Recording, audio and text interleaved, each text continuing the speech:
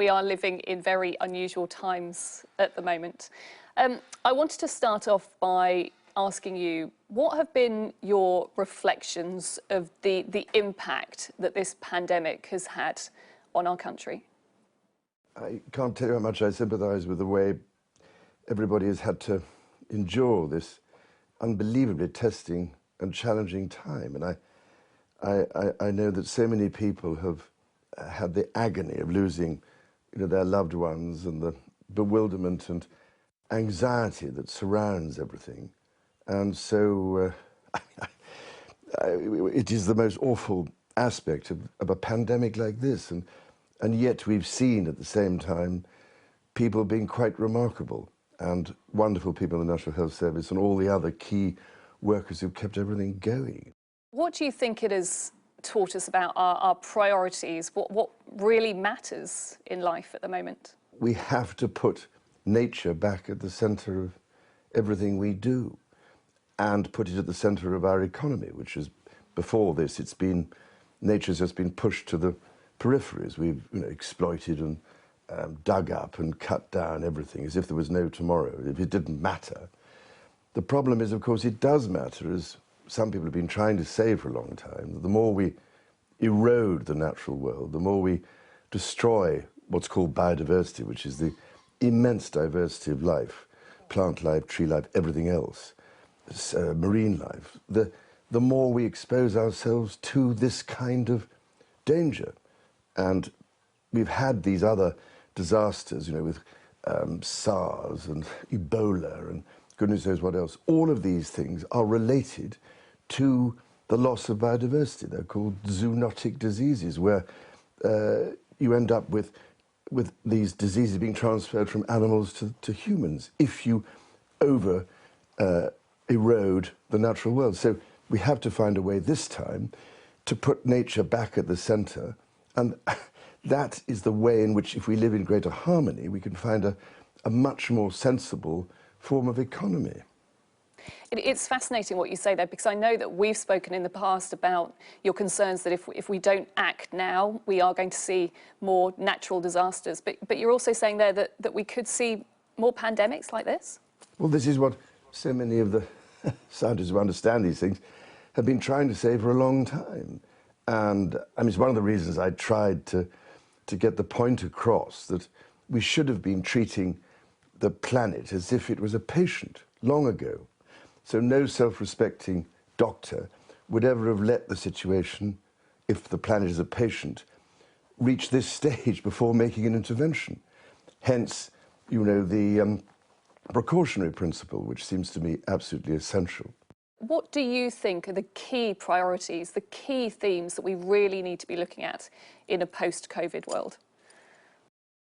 Well, first of all, we need to work at how do we create the kind of recovery that benefits people, helps to get people back to work again, provides real employment around the world. And that can be done, of course, by prioritising certain things that haven't been prioritised before, which is to recognise the damage being done by CO2. It seems like a very long time ago, but in January you launched the Sustainable Markets Council. A lot has changed since then. Is it now time to rip up the rule book, or are you still feeling confident that that could be a good basis for a global economic model going forward? Yes, I think it can. I mean, I've been, as I think I said before, I've been absolutely amazed by, well, the transformation that's taken place in the last year or two in terms of the financial services sector and the capital markets sector suddenly taking an interest in sustainable investment opportunities. Do you appreciate that there is a fear that maybe this crisis has made individuals less receptive to sort of visions of change? Many people are still at home. They'll be watching this thinking, well, I'm still concerned. My family could get ill. I'm concerned that I don't necessarily know whether I'm going to have a job going forward. What would you say about that? The most important thing, obviously, is to make sure the economy can function again, and that people's livelihoods and their businesses and everything else and employment is possible.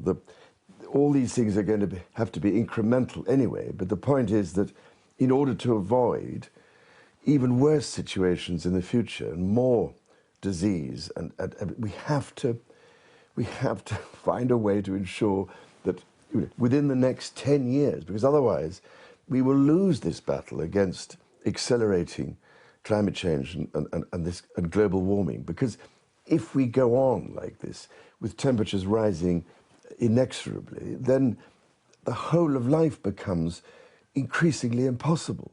How much will you be pushing for global leaders to step up now and come together at what is a time when actually many countries could feel disjointed and be quite inward-looking as they try and fix their own economies? I haven't exactly been wasting my time during this lockdown, if you know what I mean. So I've been, in connection with all sorts of people. I've had the opportunity to do a lot using this technology. I have been communicating with a lot of people around the world on these issues. It's only catastrophes which concentrate the mind, which means that for once there might be some real impetus to tackle all these things which have been pushed to one side, because everybody said, oh, it's irrelevant. For instance, you could never get the G20 to concentrate very much on agriculture, forestry or fisheries, because it wasn't considered very sexy.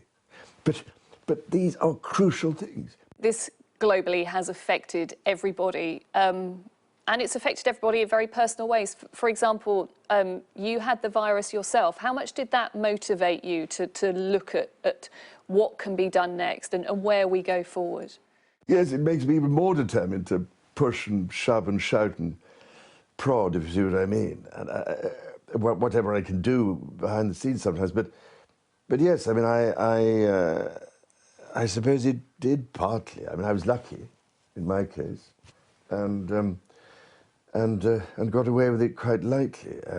But I've had it, and I can so understand what other people have gone through, and I feel particularly for those, for instance, who've lost their loved ones, but were unable to be with them at the time. That's, to me, the most ghastly thing.